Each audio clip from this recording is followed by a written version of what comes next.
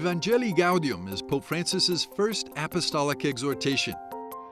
The letter, addressed to the people of God, was published on November the 24th, 2013, just 6 months after his election as Pope. This document is key to understanding his pontificate. In this Apostolic Exhortation, Pope Francis sets a very clear direction for the Church, a direction that must be paramount and shape the entire Church, and that direction is evangelization, the mission. Gonzalo de la Morena, a theologian at the Pontifical University of the Holy Cross, noted that the exhortation responded to the historical context of the Church at the time it was published and gave a renewed impetus to the faithful. We are talking about the year 2013, when a month earlier, for the first time in nearly 1,000 years, a pope had resigned under circumstances perceived as a major crisis for the Universal Church, particularly the Roman Curia. There may have been a sense of discouragement within the Church at all levels. Then Pope Francis arrives and, with this encyclical, issues a powerful call to reignite the enthusiasm for the Church's mission.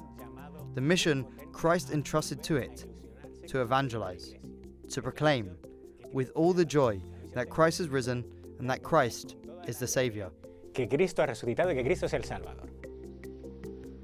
The message of Evangelii Gaudium ranges from a call to transform the Church into one that goes forth to meet those in need of the gospel, to an analysis of the social dimension of evangelization, and concludes with a reminder that the strength of the missionary endeavor must come from a personal encounter with Christ, a true and intimate conversion.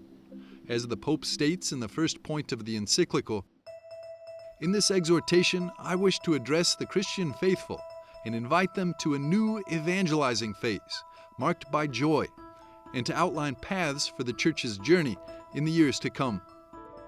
With these words, the newly elected pontiff sets the map for his pontificate. In the text, he expresses his desire for laypeople to be active agents of evangelization. His aim to integrate the entire people of God aligns with the Constitution Lumen Gentium, which emphasizes that the role of laypeople in the Church is not secondary, but that each one is part of the evangelizing mission. La Evangelii Gaudium Evangelii Gaudium draws heavily from Lumen Gentium. Essentially, it activates principles that were declared in Lumen Gentium but need to be translated into the life of the Church. de la Iglesia.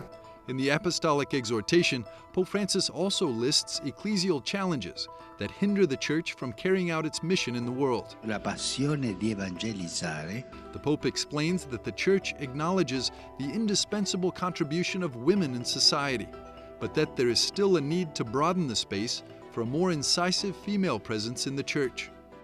El Papa quiere que The Pope wants lay people, both men and women, to be visibly active agents. This is clearly seen in his pontificate and especially in the matter of synodality. This is also where the possibility of exploring the role of women in the Church comes in, because Pope Francis has often stated, and it is clear in Evangelii Gaudium, that he neither wants nor can allow women to be ordained as priests, because the Pope is not the owner or master of the Church. porque el Papa no es dueño y señor de la Iglesia. Cari fratelli e sorelle. In point 103, the Pope acknowledges that women share pastoral responsibilities with priests, contribute to accompanying individuals, families, or groups, and bring new contributions to theological reflection. In the text, the Pope issues a call for unity, no war among ourselves. With this, he invites everyone to focus on the mission of evangelization rather than on polarization within the Church.